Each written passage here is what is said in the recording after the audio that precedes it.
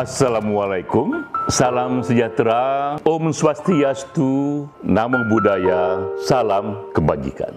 Awalnya adalah kearifan, lalu kearifan tersimpan dalam puisi. Ini adalah serial kuliah singkat menggali kearifan yang tersimpan dalam kutipan yang puitis dari puisi ataupun dari prosa. Sekarang kita gali dari seorang pemikir bernama Al-Kindi.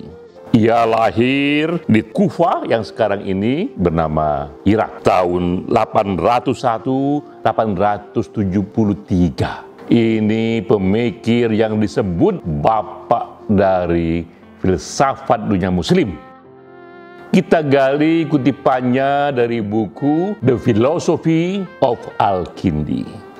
Tirulah perangai bulan.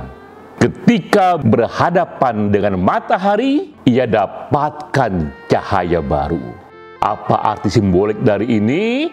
Yang terlebih dahulu kita kisahkan riwayat dari Al-Kindi. Ia dikenal sebagai peletak batu pertama dari begitu banyak dunia ilmu pengetahuan di kawasan Muslim, karena memang ia meletakkan begitu banyak fondasi, mulai dari ilmu kimia, kedokteran, teologi, musik, filsafat. Yang membuat Al-Kindi ini beruntung dan hebat, ia dekat dengan khalifah saat itu dan ia dipercaya mengelola Baitullah Hikmah, House of Wisdom. Ini perpustakaan terbesar di zamannya. Tak ada perpustakaan ilmu pengetahuan di dunia saat itu yang lebih hebat ketimbang Baitullah Hikmah. Apa yang Al-Kindi kerjakan di sana? Dengan kepercayaan dari penguasa saat itu, ia menerjemahkan begitu banyak buku dari Yunani. Karena saat itu matahari ada di Yunani.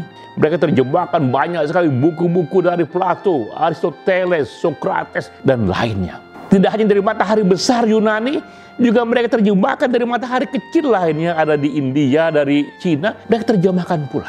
Itu era yang sekarang kita kenal the Golden Age of Islam.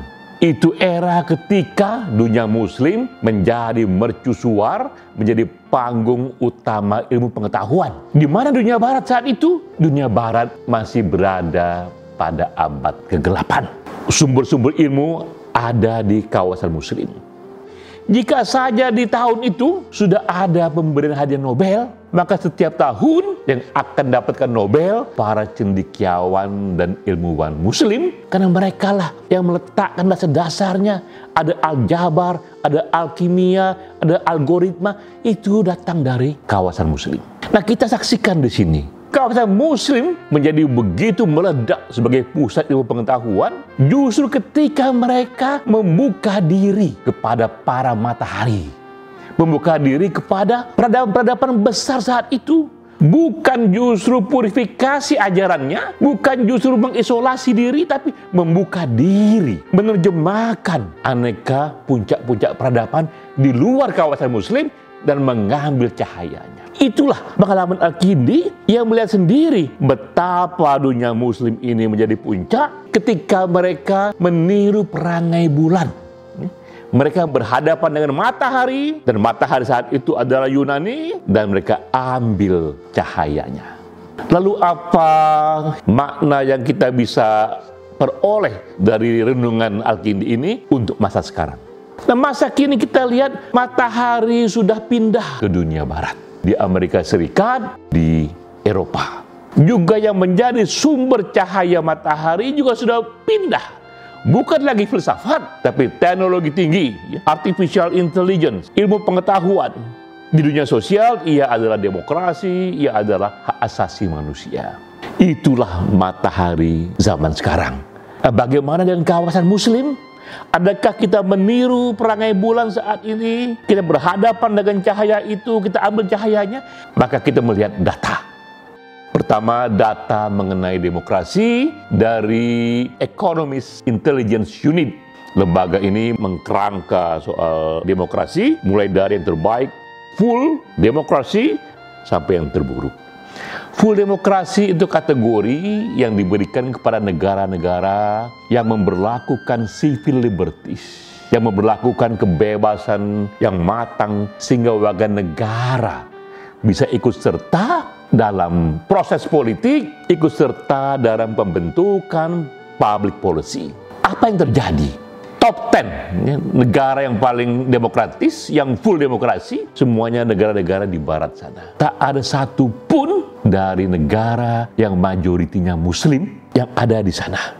Kedua, ketika pandemik virus corona mendominasi kita, dan kita lihat negara-negara berlomba menciptakan vaksin, World Health Organization membuatkan list 10 vaksin yang sekarang ini sedang disebar. Negara mana yang produksinya? 3 dari vaksin itu dari Cina, 2 dari Rusia, 2 dari Amerika, sisanya dari Jerman, dari Inggris, dari Belanda. Lalu mana negara muslim?